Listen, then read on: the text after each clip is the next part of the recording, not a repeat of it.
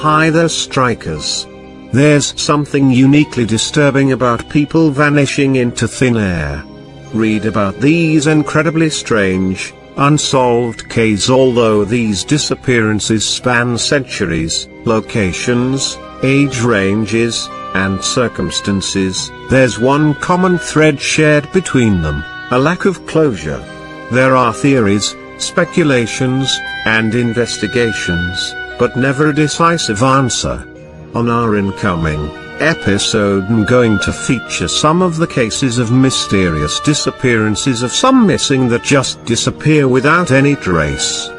Disappearance of Dale Dinwiddie. On September 23, 1992, Dale Dinwiddie went to a U2 concert at Williams-Brice Stadium in Columbia, South Carolina, with a group of friends. After the concert ended at around 11:15 p.m., Dale and her friends headed to the Five Points area of Columbia and went to Jungle Jim's, a popular nightclub at the time. After being separated from Dale, her friends left at approximately 1 a.m. on September 24. They told authorities they thought Dale had found another ride home or called her parents to pick her up. This, however, was not the case. Dale was still in the nightclub. Around 15 minutes after her friends had left, Dale asked the bouncer at Jungle Jim's if he had seen them. At approximately 1:30 a.m., after chatting with the bouncer for a while, Dale walked north on Hardin Street. Dale has never been seen or heard from again. Dale is a white female with brown hair and brown eyes. One finger on each of her hands is noticeably curved. At the time of her disappearance, Dale was 23 years old, 5 feet tall, 152 centimeters, and weighed 96 pounds, 44 kilograms. She was last seen wearing a forest green pullover shirt, a blue nylon LL Bean jacket tied around her waist, faded blue jeans, and tennis shoes. In most missing person cases, you run across the suggestion that the person ran off to start a new life. This is usually never the case, and it is even more unlikely in Dale's case. From the beginning, the Columbia police have treated Dale's disappearance as a kidnapping. The authorities told the media there was nothing in her background to indicate that she would deliberately go away. Those close to Dale described her as a cautious person who did not like to be out alone. According to J.T. Ellison, a college friend of Dale, she wasn't the type of girl to just run off. She lived at home, and was taking art classes with an eye on graduate school. Her parents and close friends immediately knew something was dreadfully wrong. She just wouldn't have not come home, not called, if she could. Additionally, Dale suffered from severe asthma and allergies that required twice-weekly injections and an inhaler to keep under control.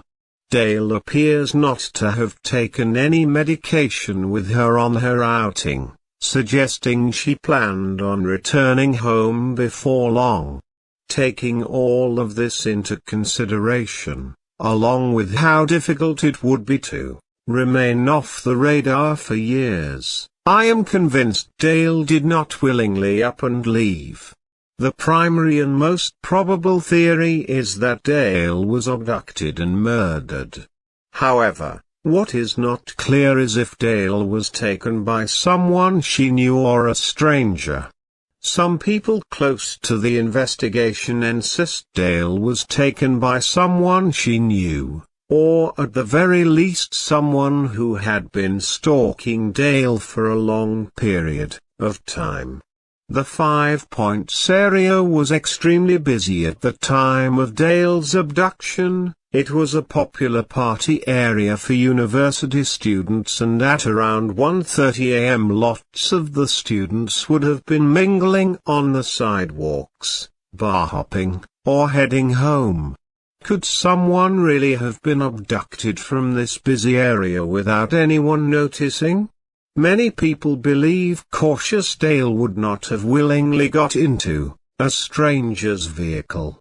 This suggests to some the person who abducted Dale was familiar to her in some way, perhaps an acquaintance. If that was the case, she could have accepted a ride, and it would be unsurprising no one saw or heard anything. It has also been suggested the lack of clues in the case indicates Dale's disappearance was the result of a carefully planned abduction. Anyone who kidnapped her on impulse would most likely have been sloppy, leaving behind clues. In my opinion, however, this argument does not hold up well to close scrutiny. There is no known crime scene, so of course there were no clues. Although I lean more towards a stranger abduction in Dale's case, regardless of how rare they are, I am left wondering how the perpetrator got her out of the busy area without being seen. Over the years, there have been some suspects in Dale's disappearance.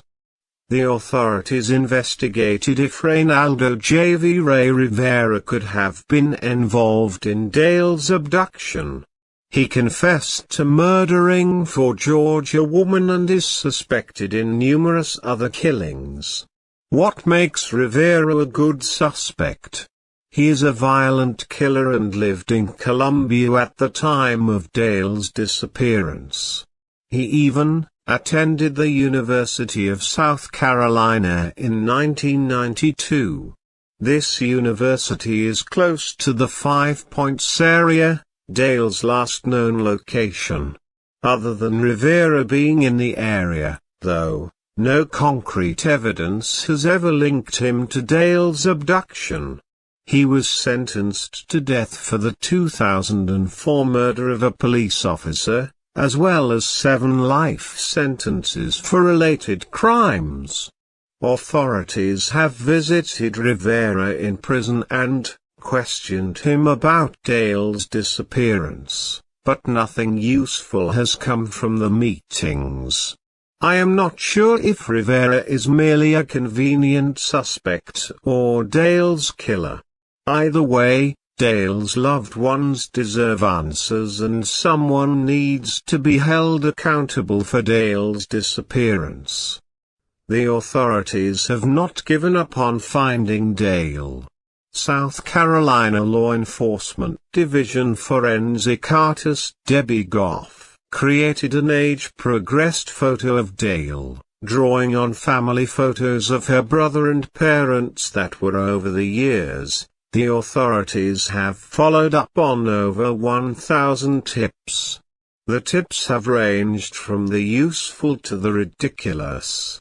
Tips have led investigators to dig up deer bones, inspect various properties with ground-penetrating radar, tear up a floor at a 5 Points home after reports of a foul odor, and pull a car from a pond at the suggestion of clairvoyants.